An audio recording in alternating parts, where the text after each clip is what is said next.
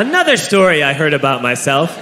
This one happened in high school. We had this teacher in high school whose kid went to our high school. His name was Mr. McNamara, and his son Jake McNamara went to our high school. He was a sophomore when I was a senior, so he was 2 years behind me. And Mr. McNamara was an asshole. And one weekend, he and his wife decided to leave town, which you should never do if you're an asshole. And Jake McNamara decided to throw a party at the teacher's house. Hooray! And everyone around town heard about it, and we all got up individually and thought, okay, let's go over there and destroy the place. I walked into this party, everyone I had ever met was there, and everyone was drinking like it was the end of the world. People were drinking like it was the Civil War and a doctor was coming to saw our legs off. It was totally unsupervised. We were like dogs without horses. We were running wild. I walked down to the basement. They had a pool table in the basement. One dude took a running start and threw his body onto the pool table and broke it in half. Another kid found out which room was Mr. McNamara's and went upstairs and took a shit on his computer. So the party was going great. I'm standing in the basement and I'm holding a red cup. You've seen movies.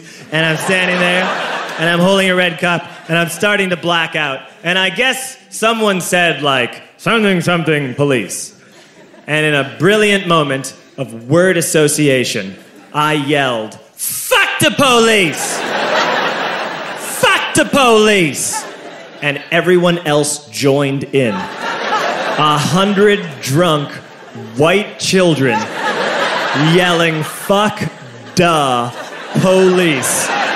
With the confidence of guys who have like already been to jail and aren't afraid of it anymore.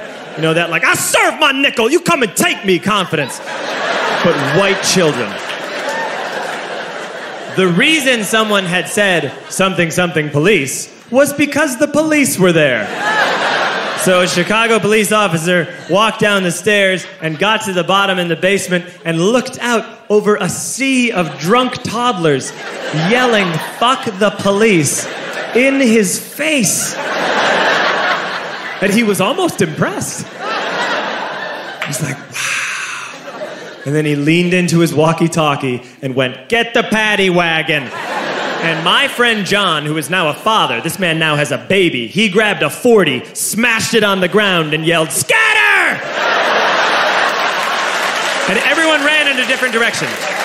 We all ran in different directions. It was like that scene in Ratatouille when the humans come in the kitchen and all the rats go in different ways. We all ran in different directions. I ran into the laundry room and I jumped up on the washing machine and I crawled out through a window into the backyard, and now I'm running through the backyard and there was this big chain link fence and I thought, I've never climbed a fence that high before. And then I woke up at home.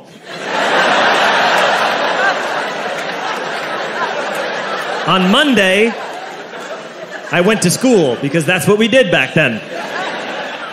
And I'm walking into the school building, and who do I see but Jake McNamara? And he says to me, hey, were you at my party on Saturday? And I said, no. You know, like a liar. And he said things got really out of hand. Someone broke the pool table.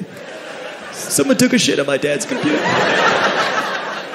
But the worst thing, he says, the worst thing is that someone stole these old antique photos of my grandmother, and my parents are freaking out about it.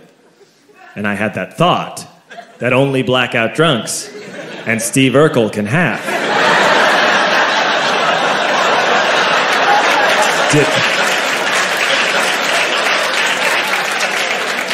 Did I do that? I figured, no, I wouldn't have done that. But I was never sure until 2 years later. Relax. I'm playing video games with this kid named Alex that we also went to high school with. 2 years later, we've graduated by now. We're playing video games for a couple hours. And then Alex says to me, hey, come here, I want to show you something. And he takes me into his bedroom. And then he takes me into a side room off of his bedroom. Never a good thing to have. And he shows me a tiny room that is covered wall to wall in stolen antique photos from different people's parties over the years.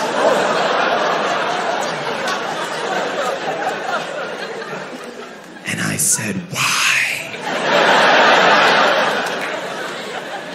Why do you do this?" And Alex said, "Because it's the one thing you can't replace."